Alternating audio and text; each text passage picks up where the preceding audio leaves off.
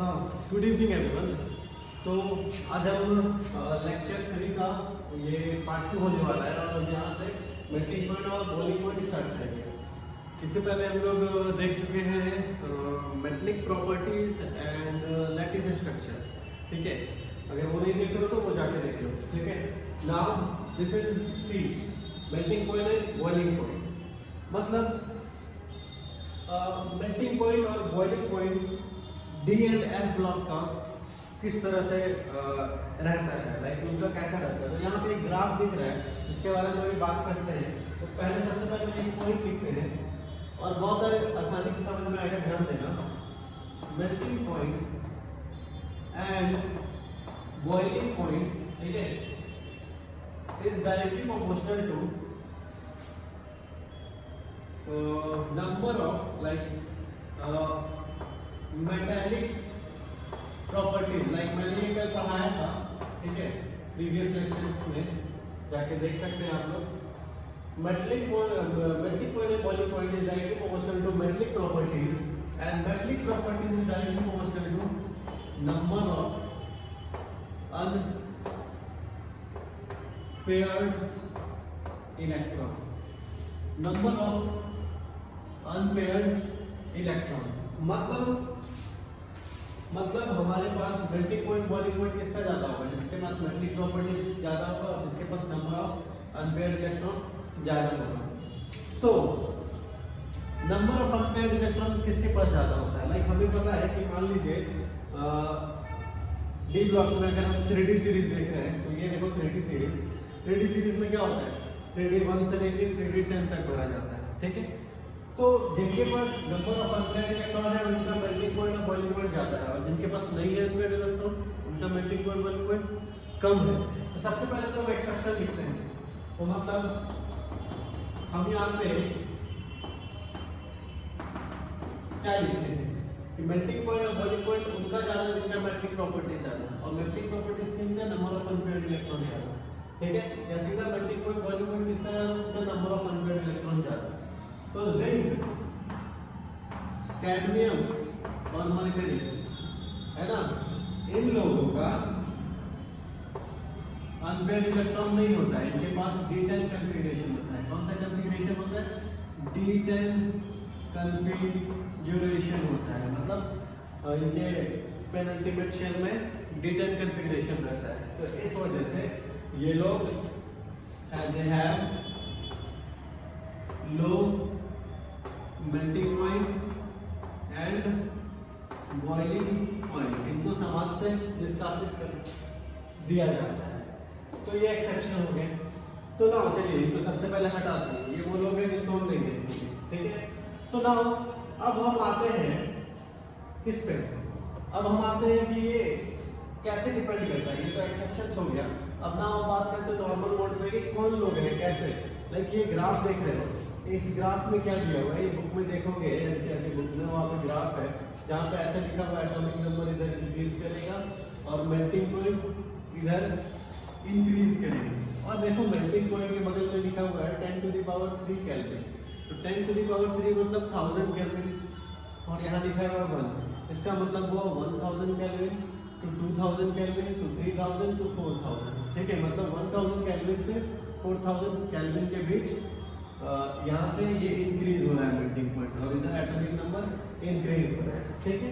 तो नाउ हम सबसे पहले देखते हैं, लेते हैं 3D सीरीज, ठीक है, कि 3D सीरीज का मेल्टिंग पॉइंट और बॉइलिंग पॉइंट कैसा है। यहाँ पे ये 3D सीरीज का दिया हुआ है, this is for 3D series, ठीक है। अब इसको देखते हैं। नाउ लाइक ये देख लो हमारे पास 3D सीरीज, ठीक है। 3D सीरीज में हमारे पास कौन कौन से एलिमेंट है? स्कैंडियम, ठीक है, सुनो, तुम, विवाह कर लो, ठीक है। अब यहाँ तक रखते हैं। ऐसा क्योंकि देखो यहाँ पे अचानक से क्या हुआ, यहाँ तक, यहाँ स्कैंडियम नहीं दिख रहा होगा, बट फिर भी स्कैंडियम है, यहाँ नहीं दिया हुआ है लेकिन मैंने ले लिया, ठीक है। तो यहाँ तक देखो क्रोमियम तक ऊपर गया, ठीक है। तो मैं पहले यहाँ से वहाँ तक एक्सप्लेन कर रहा हूँ। ऐसा क्योंकि पहले यहाँ से वहाँ तक ऊपर गया, ठीक है। यहाँ देखो, इसको ध्यान में रखना, ठीक है। हाँ, इलेक्ट्रॉनिक कॉन्फ़िगरेशन ऑफ स्कैंडियम कितना होगा? ये होगा आपके पास 4s2 3d1, इसका कितना होगा 4s2 3d2, इसका कितना होगा 4s2 3d3, और इसका कितना होगा 4s2, नहीं एक्सेप्शन है ये 4s1 3d5, क्रोमियम है ये एक्सेप्शन में आता है, ठीक है।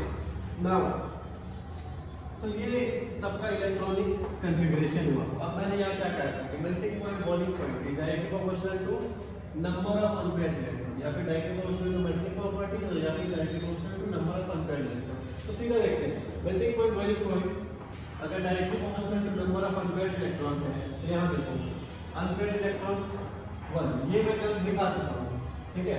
और वैसे भी मेटलिक प्रॉपर्टी जितना बढ़ेगा, जितना वो लोग करीब आएंगे, उतना ज़्यादा अलग करने में दिक्कत होगा उनको, तो मेल्टिंग करने में और बॉइल करने में उतना ज़्यादा मेरे को हीट करना पड़ेगा। सीधा सा बात है कि अगर मेटलिक प्रॉपर्टीज बढ़ जाए तो फिर दिक्कत होगा, हीट करेंगे ज़्यादा तो ही अलग होगा। तो इसीलिए metallic point and boiling point is directly proportional to metallic property, और metallic property directly proportional to number of unpaired electrons, ठीक है। तो यहाँ देखते हैं नंबर ऑफ अनपेयर्ड इलेक्ट्रॉन्स कितने हैं, 1, यहाँ 2, यहाँ 3, यहाँ 5, मतलब number of unpaired electrons directly proportional बढ़ते जाएंगे, मेल्टिंग पॉइंट बॉइलिंग पॉइंट बढ़ते जाएंगे। तो देखो इधर क्या हो रहा है, इधर यहाँ से लेके यहाँ तक में हमारा क्या हो रहा है, हमारा एटॉमिक नंबर बढ़ रहा है, मतलब ये स्कैंडियम, टाइटेनियम, वेनेडियम, क्रोमियम, तो ये एटॉमिक नंबर बढ़ रहा है, मतलब एटॉमिक नंबर भी बढ़ रहा है। और यहाँ देख लो अगर एटॉमिक नंबर बढ़ रहा है उधर, तो इनका पास नंबर ऑफ अनपेयर्ड इलेक्ट्रॉन भी बढ़ रहा है, 1 2 3 5, अनपेयर्ड इलेक्ट्रॉन सबसे ज्यादा है d ऑर्बिटल में 5, तो उस वजह से इनका मेल्टिंग पॉइंट बढ़ते गया, ठीक है। जैसे लाइक अगर इसको और दिखा दें तो ये 4s2 है, ये ऐसे 3d1, 1 2 3 4 5, ये 3d1 हो गया, ठीक है ऐसे। और ये सबसे ज्यादा 4s2 इसमें और 3d5, 1 2 3 4 5, तो सबसे ज्यादा अनपेयर्ड इलेक्ट्रॉन क्रोमियम के पास है, ठीक है। तो ये यहाँ तक पहुँच गया, और सबसे ज्यादा अनपेयर्ड इलेक्ट्रॉन इसके पास, इसीलिए 3d सीरीज में सबसे ज्यादा मेल्टिंग पॉइंट बॉइलिंग पॉइंट इसका है, क्योंकि सबसे ज्यादा नंबर ऑफ अनपेयर्ड इलेक्ट्रॉन इसके पास है। तो melting point boiling point directly proportional to number of unpaired electron. और सीधा बात मेटलिक प्रॉपर्टीज ज़्यादा वो लोग अच्छे से मेटलिक प्रॉपर्टीज रहेगा, मेटलिक बॉन्ड रहेगा, तो उतना ही ज़्यादा हम लोग को टेम्परेचर देना पड़ेगा अलग करने के लिए, और ये डिपेंड करता है number of unpaired electron. I think you get it. कल मैंने बताया था कैसे मेटलिक बॉन्ड वो लोग बनाते हैं, कर्नाल मतलब वो इनर न्यूक्लियस प्लस कर्नाल, ठीक है, inner nucleus plus inner cell electrons, ठीक है। तो वो प्रीवियस लेक्चर में आप देख सकते हैं। तो ये था हमारा 3D का, ठीक है। यहाँ से सेम केस 4D के केस में, यहाँ से मॉलिब्डेनम तक सेम चीज होता है, उधर भी वैसे ही नंबर ऑफ अनपेयर्ड इलेक्ट्रॉन्स बढ़ रहा होता है, ठीक है। सेम केस यहाँ तक भी, ठीक है। W टंगस्टन वहाँ तक भी सेम केस, 3D में भी सेम केस, 4D में भी, 5D में भी सेम केस, वैसे करके बढ़ रहा होता है। पर यहाँ पे अचानक से अगर हम देखेंगे क्रोमियम के बाद 3D सीरीज में मैंगनीज नीचे आ गया, और फिर मॉलिब्डेनम के बाद 4D सीरीज में टेक्नीशियम नीचे आ गया, Mn और Tc नीचे आ रहा होगा। ऐसा क्यों? एक मिनट पॉज करो और सोच के बताओ, पॉज करो और सोच के बताओ कि ऐसा क्यों हो रहा होगा। Tell me why.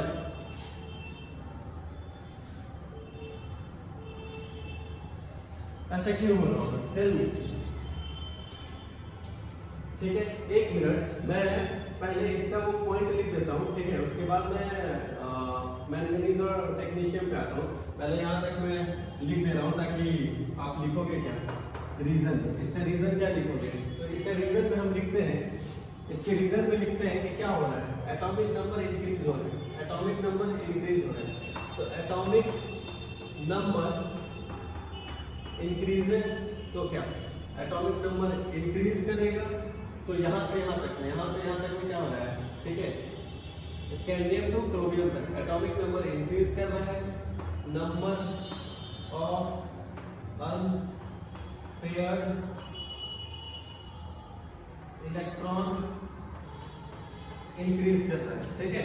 Atomic number increase कर रहा है, number of unpaired electron increase कर रहा है। तो number of unpaired electron increase करने से क्या होगा, number of unpaired electron increase हो रहा है डी ऑर्बिटल में, तो उससे क्या होगा, number of unpaired electron increase करेगा तो मेटलिक प्रॉपर्टीज, या फिर इसको हम सीधा लिख सकते हैं कि मेटलिक बॉन्डिंग मेटालिक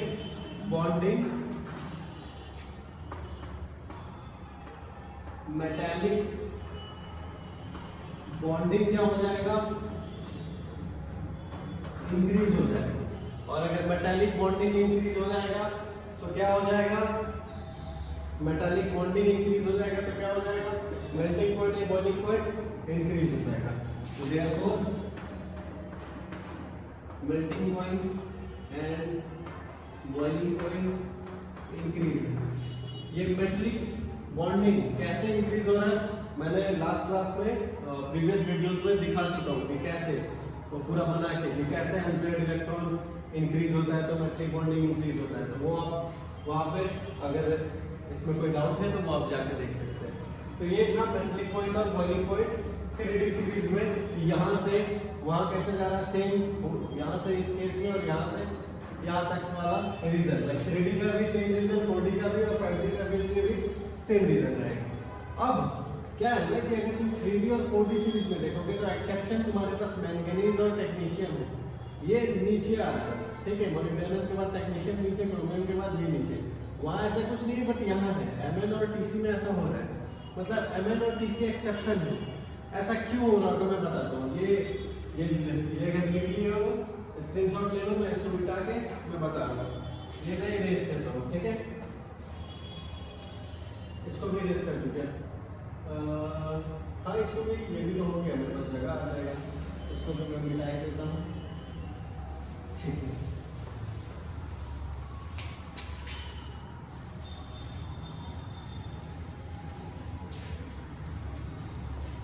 ठीक है ना, मैंगनीज और टेक्नीशियम।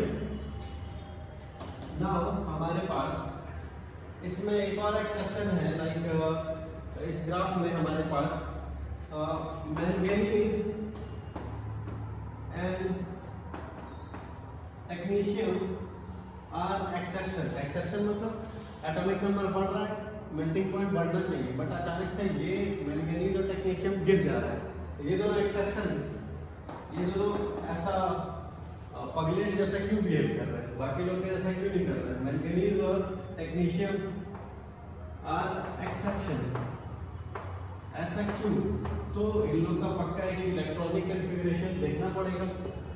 इन लोग का देखते हैं। मैंगनीज कितना होता है, इसका होता है 4s2 3D, ऊपर लिखता हूँ मैं, ठीक है, नीचे भी जगह चाहिए मेरे को। 4s2 3D 5, मतलब तुम यहाँ क्या देख रहे हो, मतलब तुम क्या देख रहे हो, half field 3D and full field 4s2। क्या ये एक स्टेबल इलेक्ट्रॉनिक कॉन्फ़िगरेशन दिख रहा है तुमको, क्या ये एक स्टेबल इलेक्ट्रॉनिक कॉन्फ़िगरेशन दिख रहा है। तो इस वजह से मैंगनीज और टेक्नीशियम, ठीक है, आर एक्सेप्शन। क्यों, क्योंकि दे है मैंगनीज और टेक्नीशियम, इसका मैं लिख रहा हूँ स्टेबल इलेक्ट्रॉनिक कॉन्फ़िगरेशन। अच्छा एक चीज मैं बता देता हूँ, यहाँ टेक्नीशियम में इसका अगर आप देखोगे तो ये मैंगनीज है ना, ठीक है, ये मैंगनीज है 4s2 3D5, और ये आपके पास होगा 5s1 4d6, यही होगा 5s1 4d6। तो तुम लोग देखोगे और बोलोगे सर ये तो ठीक है, समझ में आएगी 4s2 3d5 हाफ फील्ड है तो ये स्टेबल है, ठीक है। ये 5s, ये कहाँ से स्टेबल है सर, ये तो 5s1 4d6 है। तो इसको ये तो यहाँ देख के रीजन समझा जरूरी। यहाँ क्या है कि एक्सपेरिमेंटली ये देखा गया है कि टेक्नीशियम इस इलेक्ट्रॉनिक कॉन्फ़िगरेशन के साथ ये स्टेबल है। मतलब ऐसे तो ये है वो इलेक्ट्रॉनिक कॉन्फ़िगरेशन जिसमें एलिमेंट्स स्टेबल होता है, पर टेक्नीशियम का इलेक्ट्रॉनिक कॉन्फ़िगरेशन ये है। बुक में एनसीईआरटी में देखोगे तो इलेक्ट्रॉनिक कॉन्फ़िगरेशन इसका यही होता है, बट फिर भी वहाँ पे ये नीचे आ रहा है, ठीक है। एटॉमिक नंबर बढ़ रहा है, मेल्टिंग पॉइंट बढ़ना चाहिए, लेकिन ये और ये गिर जा रहे हैं। तो इसका रीजन ये है कि due to stable electronic configuration, ठीक है, due to stable electronic configuration ये लोग क्या करते हैं, स्टेबल हो जाते हैं। तो मतलब जैसे अनपेयर्ड इलेक्ट्रॉन्स रहता है तो वो क्या करते हैं, अनपेयर्ड इलेक्ट्रॉन्स, आयरन का अनपेयर्ड, मान लो मैं इसका लेता हूँ टाइटेनियम का अनपेयर्ड इलेक्ट्रॉन्स, टाइटेनियम के अनपेयर्ड इलेक्ट्रॉन्स किसके पास है, लाइक यहाँ देख लो, इसके पास 2 अनपेयर्ड इलेक्ट्रॉन्स, फिर ये लो टाइटेनियम, इसके 2 अनपेयर्ड इलेक्ट्रॉन्स, फिर ये लो टाइटेनियम, कल जैसे मैंने दिखाया था, ठीक है। इसके साथ, इसके वाले इसके साथ, इसके वाले इसके साथ, इसके वाले इसके साथ, इसके वाले इसके साथ, इसके वाले इसके साथ, इसके वाले इसके साथ, इसके वाले इसके साथ, ऐसे करके सारा का सारा ये मिल के पूरा एक जाल बनाते हैं और उसको कहते हैं मेटालिक बॉन्डिंग, ठीक है। कहाँ, जहाँ पे अनपेयर्ड इलेक्ट्रॉन होता है वहाँ, ठीक है, कल मैंने ये समझाया हुआ है अच्छे से। बट ये लोग के पास अनपेयर्ड इलेक्ट्रॉन, लाइक ये जो कॉन्फ़िगरेशन है 3d5, अनपेयर्ड इलेक्ट्रॉन तो है बट ये हाफ फील्ड में आ जाता है, और हाफ फील्ड जब हो जाता है कोई भी एलिमेंट का इलेक्ट्रॉनिक कॉन्फ़िगरेशन तो वो स्टेबल हो जाता है। तो ये और ये, ठीक है, इसका नहीं हो रहा है बट फिर भी एक्सपेरिमेंटली देखा गया है कि ये इस कॉन्फ़िगरेशन के साथ स्टेबल है। तो जो भी एलिमेंट्स स्टेबल हो जाते हैं तो वो इस तरह का बॉन्डिंग जो अभी था वो नहीं करते हैं, वो बस अपने आप में मगन करते हैं, वैसा दूसरे के साथ उनको कोई मतलब नहीं है, वो अपने आप में चिल रहे हैं, ठीक है, कोई मतलब नहीं दुनियादारी से। तो ये लोग स्टेबल हो गए, इस वजह से स्टेबल हो गए हैं। तो हाँ, नन पार्टिसिपेशन, ये एक लाइन एक्स्ट्रा लिख दे रहा हूँ, non participation of d orbitals, ठीक है, non participation of d orbitals in bonding, ठीक है, बॉन्डिंग में नन पार्टिसिपेशन, लाइक इनका भी, ये इसका भी non participation of d orbitals in bonding. तो देयरफॉर जब नन पार्टिसिपेशन करेंगे तो क्या होगा, नहीं पार्टिसिपेट करेंगे, अपने अनपेयर्ड इलेक्ट्रॉन को नहीं पार्टिसिपेट करेंगे तो मेटलिक बॉन्डिंग नहीं होगा। अच्छा, तो metallic bonding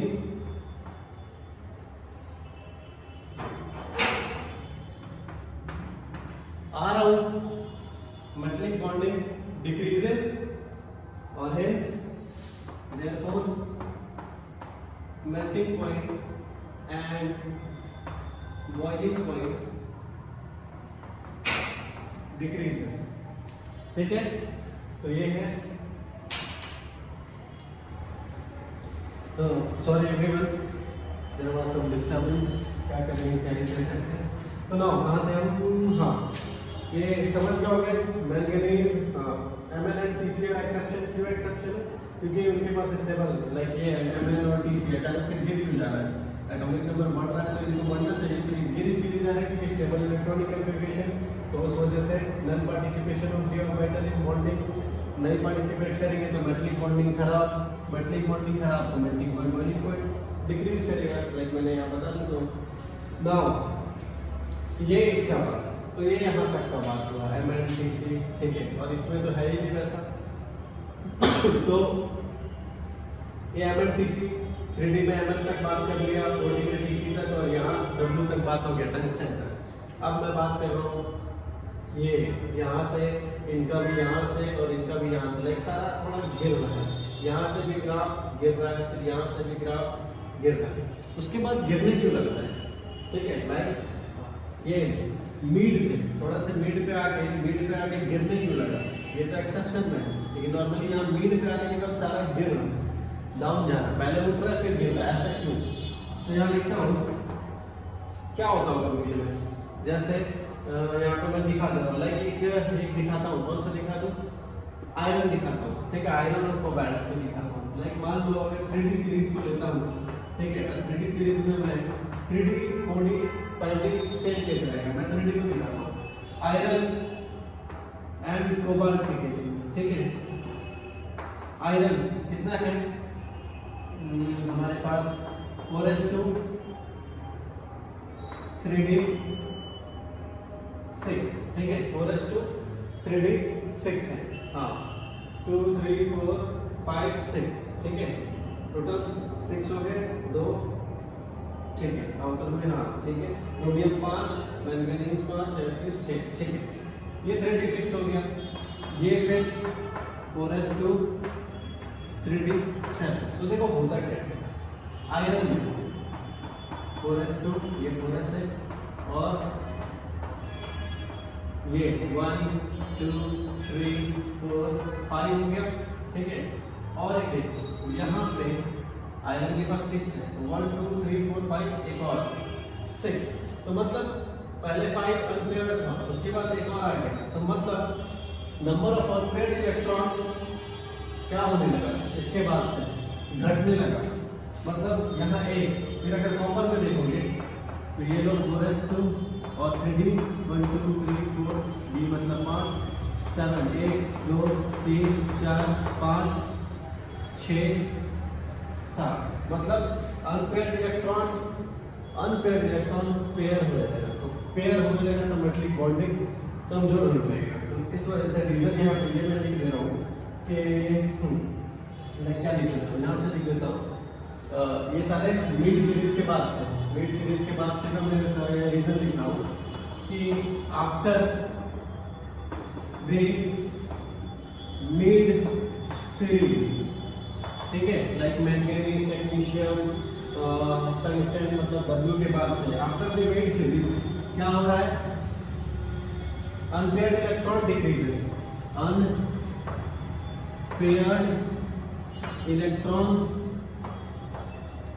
decreases, unpaired electron decreases, ये मेटलिक बॉन्डिंग है, ठीक है, metallic bonding decreases, metallic bonding decreases, तो therefore melting point and boiling point decreases। तो ये था reason after the mid series के बाद का, ठीक है, क्योंकि यहाँ से ये लोग क्यों गिरने लगे, शुरू में क्यों बढ़े फिर क्यों गिरे, तो ये रीजन है, क्लियर है। तो ये था मेल्टिंग पॉइंट और बॉइलिंग पॉइंट के बारे में। अब इसको हम इरेज करते हैं और उम्मीद करते हैं कि ये समझ में आ गया होगा। और अब हम इसको इरेज करके अब आएंगे हम एंथैल्पी ऑफ एटमाइजेशन पे, ठीक है, इसको मैं इरेज कर रहा हूँ और मैं आ रहा हूँ एंथैल्पी ऑफ एटमाइजेशन। नाउ तो यहाँ तक, ठीक है, थोड़ा जल्दी बिठा देता हूँ जैसे वीडियो लंबा बन जाएगा, ठीक है, ओके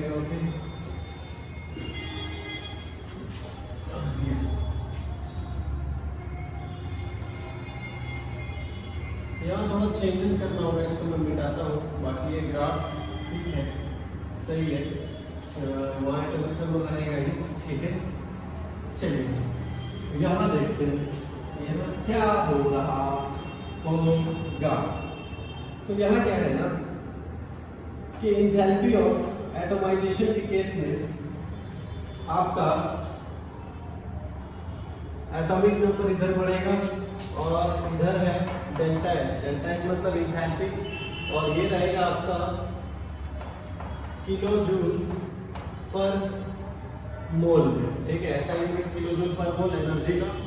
और ये यहाँ 100 से यहाँ 900 तक के लिमिट में है, यहाँ से वहाँ तक डेल्टा एच बढ़ रहा है और एटॉमिक नंबर इधर बढ़ रहा है। ऐसे बुक में देखोगे तो ये नहीं दिया हुआ है, लिखा हुआ है सीरीज 1, सीरीज 2, सीरीज 3 करके, ठीक है, मैं इसको ऐसे ही रहने दे रहा हूँ, ठीक है, ये भी लगभग सेम ही है, ठीक है।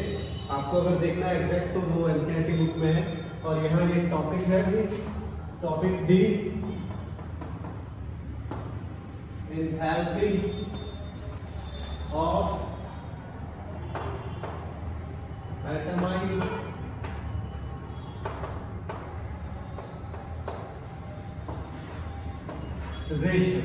एंथैल्पी ऑफ एटमाइजेशन क्या होता है? Enthalpy of atomization what is enthalpy of atomization? Atomization का मतलब क्या होता है? एटमाइजेशन का मतलब होता है एटम बना दो। एटम बना दो, एटम तो बना हुआ है सर, मतलब होता है एंथैल्पी मतलब एनर्जी। एनर्जी दे के, ठीक है, एनर्जी दे के एटमाइज कर दो, मतलब एटम, एनर्जी देके एटम कर दो। एनर्जी देके एटम कर दो मतलब सब नहीं समझे। मतलब मान लो हम डी ब्लॉक पे बात कर रहे हैं, आयरन, कोई लोहा है मेरे पास, ठीक है, बहुत सारा लोहा है, दिखा तो नहीं सकते, कैसे उठाएं, खैर ठीक है, ये मान लो ताला है और ये आयरन है इसके अंदर, ठीक है। अब इसके अंदर आयरन है, ठीक है, तो आयरन एक साथ सारा जुड़ा हुआ है, तो मतलब सारा एटम्स आयरन आयरन एक साथ में क्या है, आयरन आयरन। लाइक ये मान लो दिस इज आयरन, ठीक है, इसके इलेक्ट्रॉन्स, ठीक है, इसके इलेक्ट्रॉन्स, और ये आयरन, इसके इलेक्ट्रॉन, इसके साथ, इसके साथ, इसके साथ, इसके साथ, सारे लोग बॉन्डिंग में, मेटलिक बॉन्डिंग में।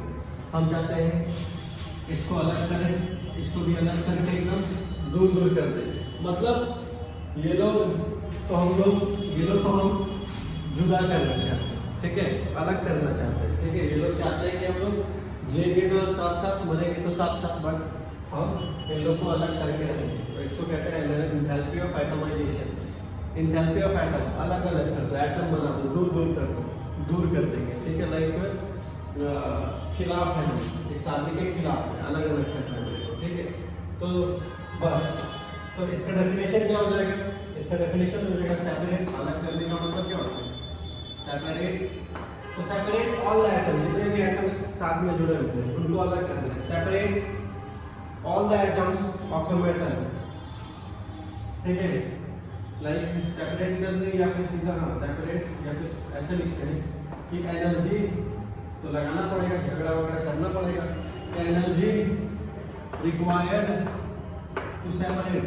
ऐसे कैसे अलग कर देंगे? मारपीट होगा, बाल लोचा लोची, ठीक है, सब कुछ होगा, गाली गलौज होगा, महिला थाना जाना होगा, बहुत सारा प्रक्रिया है। तो energy required to separate all the atoms, energy required to separate all the atoms of a metal, ठीक है। एनर्जी रिक्वायर्ड टू सेपरेट या फिर कंप्लीटली सेपरेट, पूरे तरीके से, थोड़ा सेपरेट, थोड़ा नहीं करना है, पूरा ही करना है, तो कंप्लीटली एकदम अलग अलग कर दो, लिख दो कंप्लीटली, मतलब मोबाइल सब छीन लेना है, ठीक है, एकदम कोई बात नहीं, कंप्लीटली सेपरेट कर देना all the atoms of a metal. कोई की शादी वगैरह का कोई चांस ही नहीं होना चाहिए, पूरा तरीके से सेपरेट, ठीक है। तो नाउ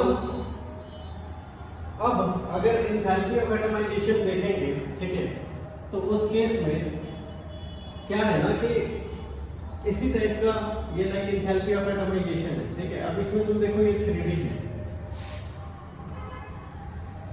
ये 4D सीरीज है, ये 5D सीरीज है। ये बताओ सबसे ज्यादा, सबसे ऊपर कौन है? कौन सा सीरीज सबसे ऊपर है? 5D, मतलब ये 900, यहाँ से देखो एंथैल्पी ऑफ एटमाइजेशन 900 है, मतलब सबसे ज्यादा ऊपर करीब कौन है? 4D, 5D सीरीज, फिर 4D, फिर 3D, सबसे नीचे 3D। मतलब हम अगर लिखेंगे यहाँ पे, देखो ध्यान देना, समझ में आ जाएगा कि एंथैल्पी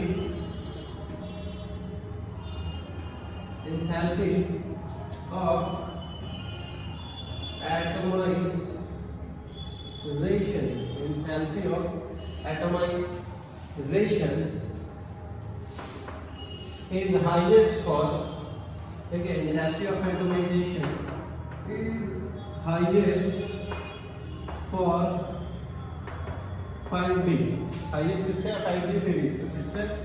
5D सीरीज, मतलब 3D less than 4D less than 5D। 5D elements का enthalpy of atomization ज़्यादा है, मतलब इन एलिमेंट्स को एज कम्पेयर टू मान लो टाइटेनियम से, जर्मेनियम, तो इसको अलग करेंगे, मान लो 2 टाइटेनियम एलिमेंट प्यार में पड़े हुए हैं, इनको अलग कर पाना आसान है। इससे ज़्यादा डिफिकल्ट पड़ेगा, इसको ज़्यादा एनर्जी देना पड़ेगा, ये है ना एंथैल्पी, इसको ज़्यादा एनर्जी देना पड़ेगा, इससे ज़्यादा उसको देना पड़ेगा। तो सबसे ज़्यादा हाईएस्ट चीज़ क्या है 5D का, फिर 4D 3D, highest for 5D। Enthalpy of differentiation सबसे ज़्यादा किसका होता है, हाईएस्ट फॉर 5D सीरीज। ऐसा क्यों होता होगा, टेल मी, ऐसा क्यों होता होगा, ऐसा क्यों होता होगा? मैं यहाँ पे दिखाता हूँ, देखो मान लो अगर मैं इसको क्रोमियम को यहाँ से पकड़ाता हूँ और यहाँ से मोलिब्डेनम को और यहाँ से टंगस्टन, तो देखो ऐसा क्यों होता है। Chromium 4s2 4s2 4s1 exception 4s2 3d5, molybdenum molybdenum का तुम्हारा हो जाएगा ये भी 5s 5s1 4d 5, ठीक है। और बच गया टंगस्टन, ये कितना हो जाएगा, ये होता है 6s2 4f14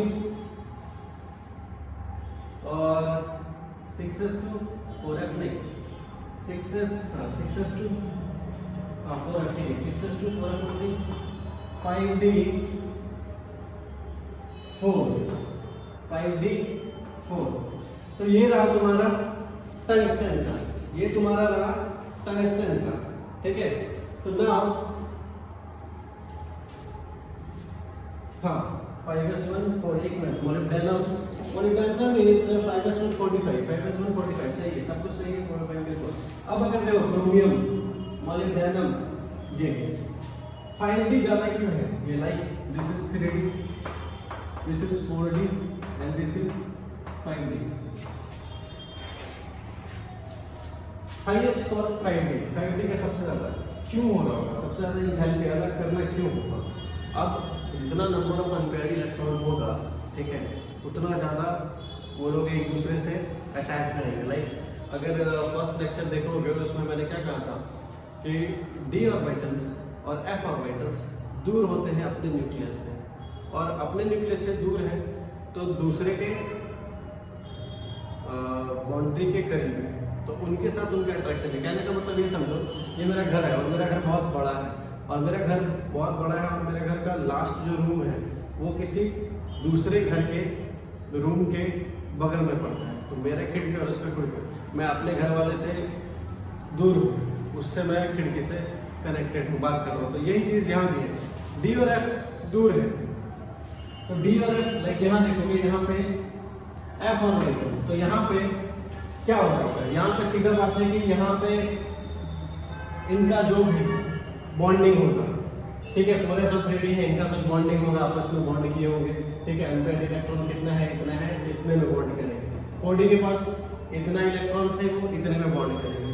यहाँ देखो इसके पास 14 इलेक्ट्रॉन्स एक्स्ट्रा बढ़ जा रहे हैं, और एक्स्ट्रा 14 इलेक्ट्रॉन्स बढ़ जा रहे हैं, तो इस वजह से इनका दूसरे के साथ जो बॉन्डिंग है वो भी बढ़ जा रहा है। तो कहने का मतलब मैं सीधा इसको लिखता हूँ कि मेन रीजन में क्या लिख देता हूँ, लाइक 5d के पास क्या हो रहा है, 5d के पास 4f बढ़ जा रहा है, मतलब हम कह सकते हैं कि मेरे पास एक्स्ट्रा 4f और बाइटल्स है, और एक्स्ट्रा 4f और बाइटल्स की वजह से क्या हो जाता है, एक्स्ट्रा 14 इलेक्ट्रॉन्स बढ़ जाता है। तो एक्स्ट्रा 14 इलेक्ट्रॉन बढ़ने से क्या होगा, एक्स्ट्रा 14 इलेक्ट्रॉन बढ़ने से क्या होगा, एक्स्ट्रा 14 इलेक्ट्रॉन मतलब ये कहाँ, एक्स्ट्रा 14 इलेक्ट्रॉन बढ़ने से क्या होता है कि इनका इंटर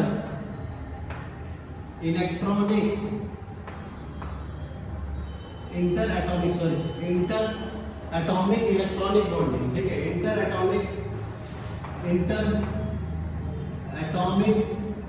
इलेक्ट्रॉनिक बॉन्डिंग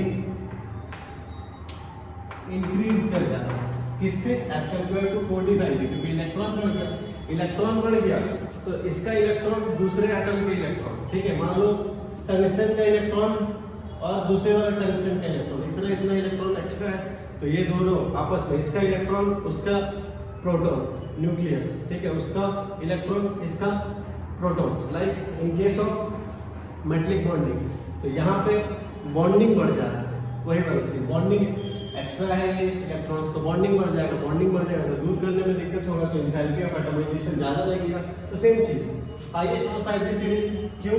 क्योंकि 4f ऑर्बिटल्स के पास एक्स्ट्रा 14 इलेक्ट्रॉन्स आता है, 14 इलेक्ट्रॉन्स एक्स्ट्रा आ जाता है तो इंटर एटॉमिक बॉन्डिंग इंक्रीज कर जाता है, और इंटर एटॉमिक बॉन्डिंग इंक्रीज का मतलब मेटलिक बॉन्डिंग ही बढ़ जा रहा है। तो इस वजह से हमको ये एंथैल्पी ऑफ एटमाइजेशन ज़्यादा, एनर्जी ज़्यादा देना पड़ेगा। तो देयरफॉर एंथैल्पी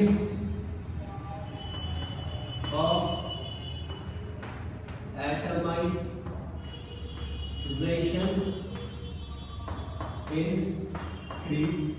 इंक्रीजेस। हाँ, थैंक, मतलब मेरे को लगता है कि आई एम क्लियर, बट ठीक है, उम्मीद करता हूँ कि मैं समझा पाया। ठीक है, तो this is enthalpy of atomization.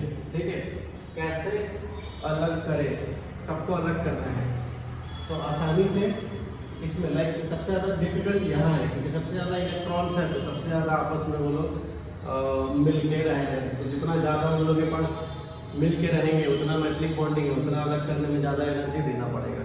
तो वही चीज़, तो सबसे ज़्यादा एंथैल्पी ऑफ एटमाइजेशन किसका है? 5d सीरीज का। और अब देखो क्वेश्चन अगर पूछा जाए तो इसमें कि इस 5d सीरीज में सबसे लाइक 5d क्या है, इस पूरे 4d पूरे के पूरे ट्रांजिशन मेटल्स में, मतलब डी ब्लॉक में सबसे ज़्यादा एंथैल्पी ऑफ एटमाइजेशन किसका है? W, टंगस्टन का होगा। ठीक है, ये वो सबसे ऊपर है। Any problem? यहाँ पे तो ऐसे अगर एनसीईआरटी बुक में देखोगे तो वहाँ पे तो ऐसे नहीं किया हुआ है एलिमेंट्स के बारे में, कौन से एलिमेंट्स हैं, बट अगर मान लो ऐसे पॉइंट करके दे दिया A, this is point A, this is point B, तो सबसे ज़्यादा किसका होगा? ए का। ठीक है, नाउ तो this is enthalpy of atomization. तो इसको मैं मिटाता हूँ और अब स्टार्ट करूँगा एटॉमिक एंड आयनिक रेडियस, ये हो गया डी। अब मैं आऊँगा ई पे। ठीक है, इसको मिटाइए इसको। नाउ हम लोग स्टार्ट करेंगे atomic radius and ionic radius. इसको मिटा दूँ। हाँ, ये कितना अब तक, अब इसके लिए दूसरा ग्राफ है, मैं उसको बनाता हूँ उस ग्राफ को। ठीक है, चलिए कहीं नहीं चलिए, मैं लिख रहा हूँ this is final physical properties, general physical properties में ये लास्ट है atomic radius and ionic radius. ठीक है, this is E, atomic and ionic radius. और अभी हम अगर बात करेंगे तो वो रहेगा लाइक, हम पहले बात करेंगे लेफ्ट टू राइट की तरफ। ठीक है, इधर पहले मैं ग्राफ बना लेता हूँ। ठीक है, इतना काफ़ी है, इतना थोड़ा काफ़ी है। ऐसे ही वो एनसीईआरटी बुक में है, आप चाहे तो वहाँ देख सकते हैं। ये 11 और ये पिकोमीटर में दिया हुआ, 11 to 19 तक है। ठीक है, तो ये 3D सीरीज है, 3D सीरीज यहाँ से स्टार्ट होकर ऐसे थोड़ा गिर रहा है। ठीक है, गिरने के बाद फिर फाइनली बढ़ जाता है। तो लाइक मैं यहाँ मेन एलिमेंट्स को बस रख दे रहा हूँ। यहाँ तुम्हारा स्कैंडियम है, यहाँ क्रोमियम है, यहाँ निकेल है, उसके बाद कॉपर, और लास्ट यहाँ जिंक, कॉपर और उधर ये जिंक हो गया। ठीक है, दिस इज जिंक। उसके बाद ये लो आप 4D सीरीज, 4D सीरीज कुछ इस तरह से है। ठीक है, और ठीक इसके ऊपर 5D सीरीज जस्ट इसके क्लोज प्रॉक्सिमिटी में है। ठीक है, बहुत करीब है। 4D और 5D कुछ इस तरह से, एनसीईआरटी बुक अगर खोल के देखोगे तो उसमें इस टाइप में है। तो चलो मैं सबको यहाँ मैं समझाता हूँ। ठीक है, कि लाइक ऐसे तो देखो, पहले मैं समझाता हूँ 3D कि ये पहले गिर क्यों रहा है, फिर गिरने के बाद थोड़ी देर के बाद नियरली सेम क्यों है, फिर अचानक से उठ क्यों गया। तो मैं इसको समझाता हूँ। लेफ्ट टू राइट में मैं 3D सीरीज लेता हूँ और सारे के केस में सेम ही है, 45 भी वही होता है। तो 3D को मैं दिखा रहा हूँ कि स्कैंडियम से आप ले लो क्रोमियम तक, तो स्कैंडियम से क्रोमियम तक ये है 3D1, ये रहेगा 3D5। तो स्कैंडियम से क्रोमियम तक क्या हो रहा होगा? तो स्कैंडियम से क्रोमियम तक होता क्या है? होता ये है कि ये लेफ्ट टू राइट जा रहे हैं। लेफ्ट टू राइट में क्या होता है? सेल सेम रहते हैं, ठीक है, ऑर्बिटल्स सेम है, शेल सेम है, और प्रोटॉन्स बढ़ रहे हैं, मतलब Z इफेक्टिव न्यूक्लियर चार्ज मतलब नंबर ऑफ प्रोटॉन्स बढ़ रहा है, बाकी सेल कांस्टेंट है। तो Z इफेक्टिव इंक्रीज करेगा तो क्या होगा? शेल कांस्टेंट है, कहने का मतलब हम ये कह सकते हैं कि यहाँ पे ऑर्बिटल सेम या shell same, Z effective increases shell number constant, और अगर सेल नंबर कांस्टेंट है, सेल बढ़ नहीं रहा है, Z इफेक्टिव बढ़ जा रहा है। तो अगर सेल नंबर नहीं बढ़ रहा है तो नंबर ऑफ प्रोटॉन्स का इलेक्ट्रॉन्स तक, लाइक सेम सेल है 3D1 3D5 और न्यूक्लियस पे प्रोटॉन्स बढ़ रहा है, तो 3D1 पे जो पावर लगा रहा होगा और 3D5 पे वो बढ़ जाएगा, क्योंकि उधर प्रोटॉन्स बढ़ गया, डिस्टेंस सेम है 3D, ये भी 3D, बस प्रोटॉन्स बढ़ गया। अगर प्रोटॉन्स बढ़ जाएगा तो न्यूक्लियर चार्ज बढ़ जाएगा, न्यूक्लियर इफेक्टिव न्यूक्लियर चार्ज बढ़ गया। सेल नंबर कांस्टेंट है, सेल नंबर कांस्टेंट हो गया, तो इस वजह से क्या हो रहा है कि शिफ्टिंग इफेक्ट पुअर हो जा रहा है, और अगर शिफ्टिंग इफेक्ट पुअर हो रहा है तो आसानी से न्यूक्लियस का प्रोटॉन्स सबसे आउटर मोस्ट इलेक्ट्रॉन्स तक आसानी से पहुंच पा रहे हैं। तो उस वजह से हम कह सकते हैं कि एटॉमिक रेडियस को वो इलेक्ट्रॉन्स को अपने तरफ अट्रैक्ट कर रहा है, उस वजह से एटॉमिक रेडियस डिक्रीज कर रहा है सिग्निफिकेंटली, बहुत अच्छे तरीके से। लाइक एटॉमिक रेडियस सिग्निफिकेंटली इतना है कि नजर आ सकता है, अच्छा खासा गिर रहा है। शेयर मार्केट में पैसा लगाया है और अच्छा खासा गिर गया, 2-4-10 पॉइंट गिर गया, तो सिग्निफिकेंटली बहुत ज़्यादा गिर गया। तो ये केस है तुम्हारा 3D सीरीज में, 3D सीरीज के स्कैंडियम से क्रोमियम तक। अब अगर हम देखेंगे स्कैंडियम से क्रोमियम के बाद, अब अगर 3D सीरीज में ही क्रोमियम टू निकल देखते हैं, क्रोमियम टू निकल क्या होता है? देखो क्रोमियम का कितना है? 3D5 है, ठीक है, और निकल का कितना होगा? मेरे ख्याल से 3D9 है, हाँ ख्याल से ये 3D9 है। इस केस में भी ये बताओ, Z इफेक्टिव तो बढ़ रहा है, ठीक है, Z इफेक्टिव बढ़ ही रहा है, और Z इफेक्टिव हाँ ठीक है, ये लिखता हूँ, ऐसे लिखता हूँ ताकि आपको आसानी से याद रहे। Z इफेक्टिव बढ़ गया, ठीक है, पर यहाँ ऐसा क्या हो रहा है कि ये लोग नियरली सेम है, एक ही जैसा लगभग आ रहा है, ऐसा क्या हो रहा होगा? तो Z इफेक्टिव बढ़ रहा है, मतलब प्रोटॉन्स बढ़ रहा है, लेकिन ऑर्बिटल्स में यहाँ 5 इलेक्ट्रॉन्स था, यहाँ 9 हो गया, तो इलेक्ट्रॉन एक ही, लाइक 5 ये 1 2 3 4 5, ठीक है, यहाँ मान लो 5 इलेक्ट्रॉन, 1 2 3 4 5 इलेक्ट्रॉन। अब यहाँ की केस में इसके बाद क्रोमियम के बाद निकल में नंबर ऑफ इलेक्ट्रॉन्स बढ़ते जा रहा है, मतलब एक घर में आदमी बढ़ गया, कुचन कुची ज़्यादा हो रहा है, तो ज़्यादा कुचन कुची मतलब रिपल्सन ज़्यादा, तो कहने का मतलब Z इफेक्टिव बढ़ेगा तो इलेक्ट्रॉन और इलेक्ट्रॉन के बीच में रिपल्सन इंक्रीज हो रहा है, ठीक है, Z इफेक्टिव भी बढ़ रहा है, नंबर ऑफ प्रोटॉन्स इलेक्ट्रॉन्स बढ़ेगा तो प्रोटॉन्स भी बढ़ेगा, न्यूक्लियर चार्ज बढ़ रहा है तो न्यूक्लियर चार्ज बढ़ेगा तो इलेक्ट्रॉन इलेक्ट्रॉन के बीच में रिपल्सन भी बढ़ेगा। बट क्या होता है ना, यहाँ पे Z इफेक्टिव और इलेक्ट्रॉन इलेक्ट्रॉन का रिपल्सन, ठीक है, ये दोनों चीज गेट्स बैलेंस, ये बैलेंस्ड हो जा रहा है। तो इस वजह से क्या हो रहा है? इस वजह से atomic radius do not increases, ठीक है, do not increases significantly, significantly, ठीक है, ये significantly. Atomic radius do not increases significantly, मतलब कोई बड़े पैमाने पे नहीं इंक्रीज हो रहा, बस लगभग कांस्टेंट रह रहा है। क्यों? क्योंकि Z इफेक्टिव भी बढ़ रहा है और इलेक्ट्रॉन और बाई चांस में इलेक्ट्रॉन भी बढ़ रहा है, तो उस वजह से रिपल्शन कर रहा है। तो रिपल्शन करने पे दोनों एक दूसरे को काटाकाटी कर दे रहे हैं और एटॉमिक रेडियस नहीं बढ़ता है, इसीलिए देखोगे कि यहाँ से यहाँ तक कांस्टेंट जा रहा है। फिर निकल के बाद अब अगर वही सेम चीज को मैं मिटा दे रहा हूँ, ठीक है, ये समझाने के लिए था।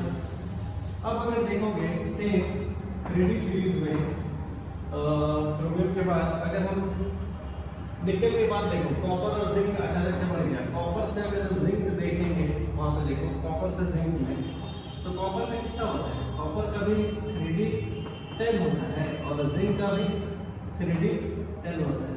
वाह जी वाह। तो यहाँ क्या हो रहा होगा?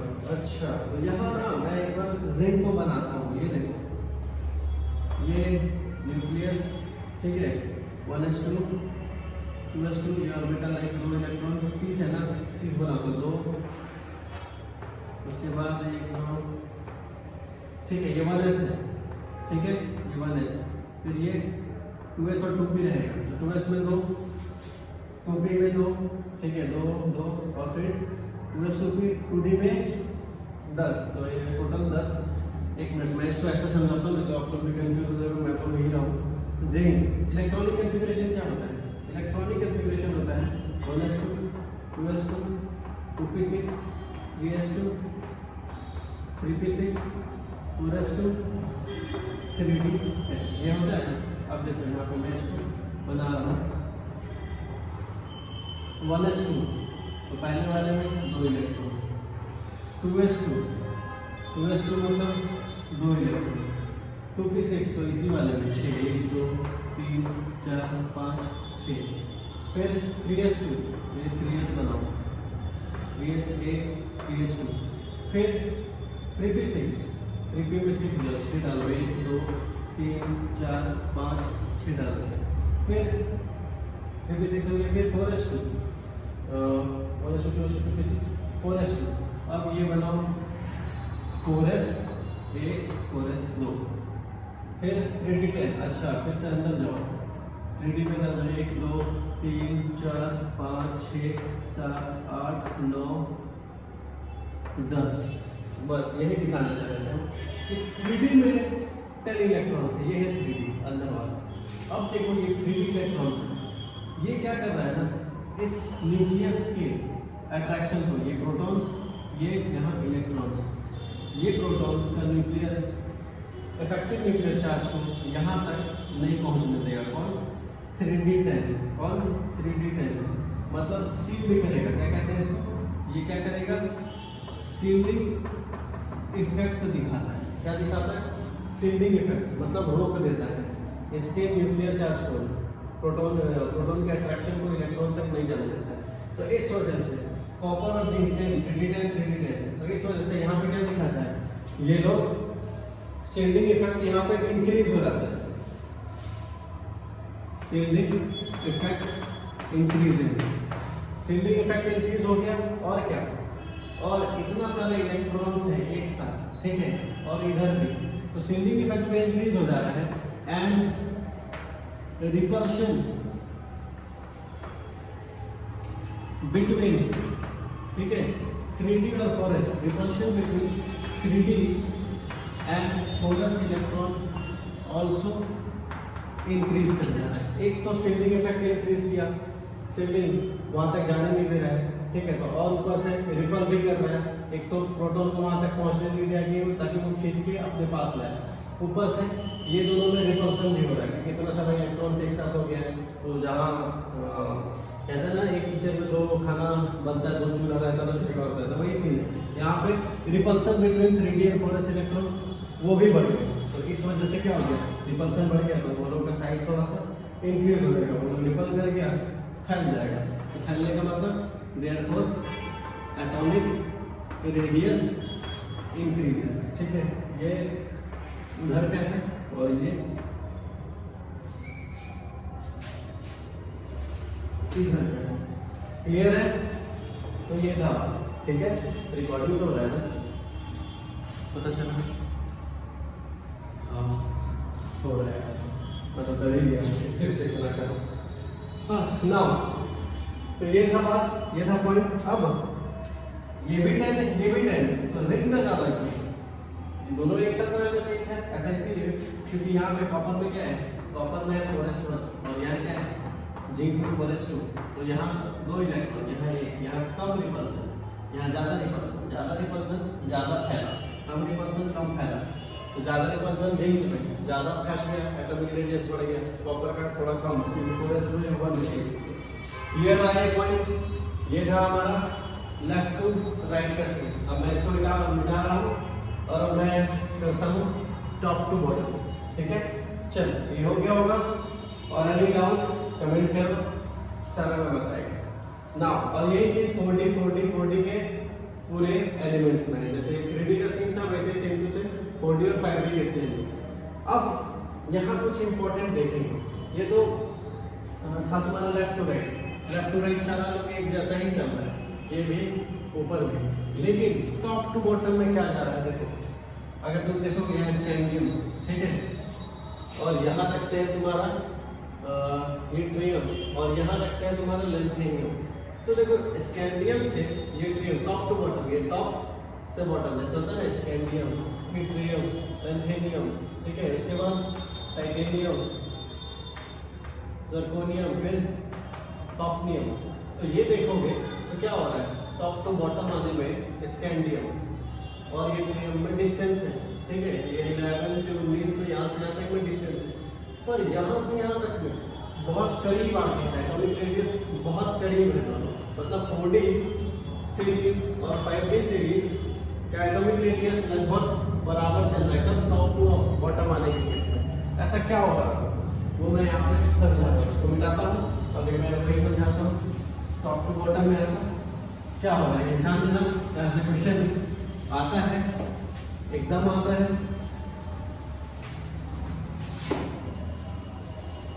चलिए, तो अब मैं लिखता हूँ कि लाइक ये केस है एटॉमिक रेडियस का, यहाँ पे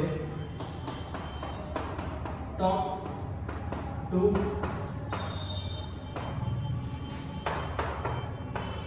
बॉटम, ठीक है। टॉप टू बॉटम में जनरली क्या देखते हैं, जनरली क्या देखते हैं, shell number increases, atomic radius increases, यही देखते थे एसपी ब्लॉक में, तो वही लिखते हैं जनरली टॉप टू बॉटम में, ठीक है।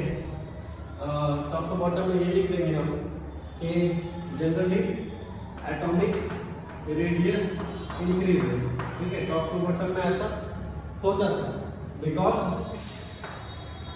नंबर ऑफ शेल क्या होते थे यहाँ पे, इंक्रीज कर जाते थे, ठीक है, नंबर ऑफ सेल इंक्रीज कर जाते थे, ठीक है। पर यहाँ पे 3D 4D में तो ठीक है, एटॉमिक रेडियस बढ़ रहा है, यहाँ पे मान लो 12 है तो यहाँ पे कितना होगा 14 है, लेकिन 4D और 5D में ऐसा नहीं हो रहा, वहां नहीं बढ़ रहा है। तो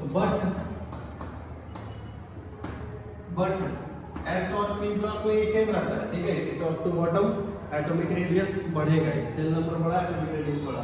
बट इन डी ब्लॉक या फिर ट्रांजिशन एलिमेंट्स, डी ब्लॉक में क्या है ना, बट इन डी ब्लॉक तुम्हारा atomic radius, but in d block like यहाँ पे देख लो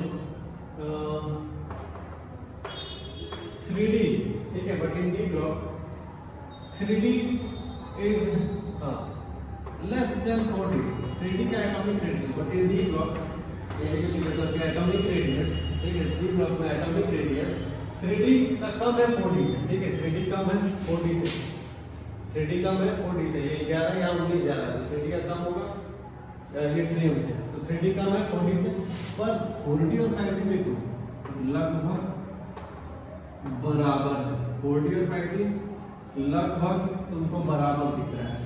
ऐसा क्या होता होगा, ऐसा क्या होता होगा कि इसमें ऐसा कुछ होता होगा, क्या होता होगा इसमें, लाइक 5D यहाँ क्या है, यहाँ 3D में लाइक अगर हम पहला एलिमेंट ले, कौन है, स्कैंडियम, यहाँ पे 4D में तुम्हारा है ये ट्रियम, और यहाँ लेंथेनियम।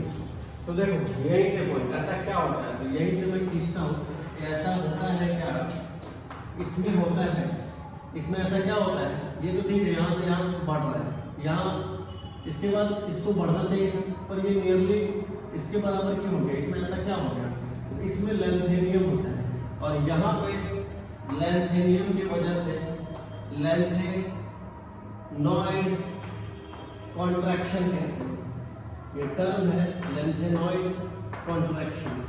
कॉन्ट्रैक्शन मतलब कम हो जाना, किस वजह से होता होगा, क्या होता होगा ऐसा, तो इसमें क्या होता है कि मैं शॉर्ट में लिख दे रहा हूँ, feeling of 4F orbitals, feeling of 4F orbitals, अरे यार ये तक करने वाला फिर आ गया क्या भाई, feeling of 4F orbitals before, feeling of 4F orbitals before 5D orbitals, ठीक है, feeling of 4F orbitals before 5D orbitals, ठीक है, इस वजह से राइट।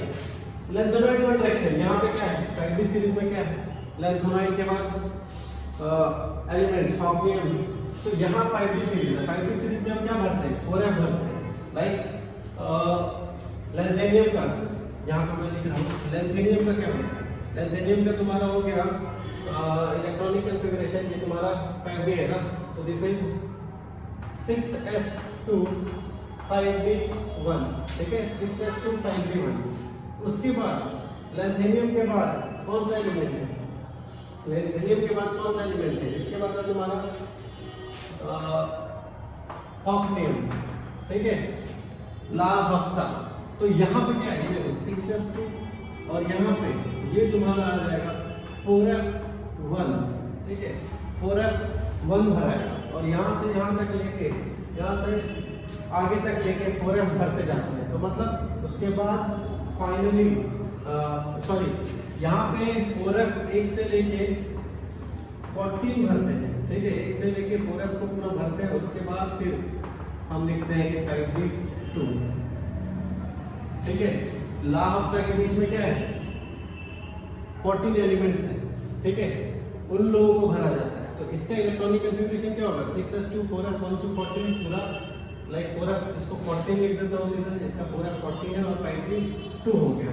तो यहाँ पे लैंथेनॉइड कॉन्ट्रैक्शन में ऐसा क्या होता है, feeling of 4f orbitals before 5d, ये 4f को पहले भरती है 5d से, अब 4f पहले हो गया, ठीक है, 4f 14 मतलब 14 इलेक्ट्रॉन से भराया, 14 प्रोटॉन्स भी बढ़ाएगा, और ये 4f ऑर्बिटल्स, f ऑर्बिटल्स बोले तो poor shifting effect, DNF poor, s और p ज़्यादा अच्छा, तो f और d पुअर शिफ्टिंग इफेक्ट, तो इस वजह से 4f और 5d का ऑर्बिटल्स का इलेक्ट्रॉन्स, ठीक है, न्यूक्लियर अट्रैक्शन को 6s तक पहुंचने से नहीं रोक पाते, तो आसानी से, ठीक है, प्रोटॉन्स तो उधर भी बढ़ गया, 14 प्रोटॉन्स भी बढ़ा है, तो 14 प्रोटॉन जो एक्स्ट्रा बढ़ा है, पर ये 14 इलेक्ट्रॉन एक्स्ट्रा बढ़ा है, ये कुछ नहीं कर पाता है, 4f का 5d का पुअर शिफ्टिंग इफेक्ट है, तो न्यूक्लियस का प्रोटॉन्स वो इफेक्टिव चार्ज मतलब अपना अट्रैक्शन 6s2 तक पहुंचा देता है और इसको खींच के